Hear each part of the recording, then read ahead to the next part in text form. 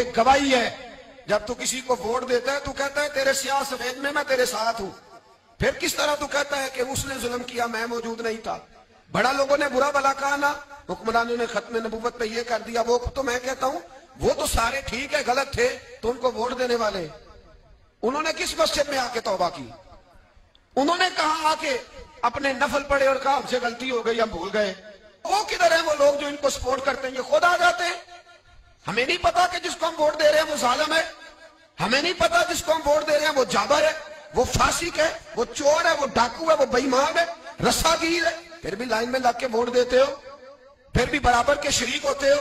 पता नहीं वो कौन है, सारी खबर है। क्या मांगा था यजीद ने इमाम हुसैन से? वोट तो दे देते चुप करके इमाम हुसैन। मस्जिद नबी में भी तो जुमा पढ़ाते थे, मस्जिद नबी में जुमा पढ़ाते थे, मदीना शरीफ में मुस्तफा के जानशीन थे।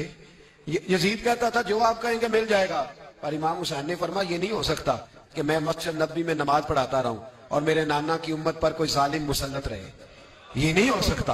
वोट मांगता था, वोट। तुझे वोट की कदर का नहीं पता? इमाम हुसैन ने 18 साल के नौजवान से लेकर 6 महीने तक का अली अस्कर कुर्बान कर दिया, पर जालिम को वोट नहीं दिया। तेरा कैसे हौसला पड़ता है?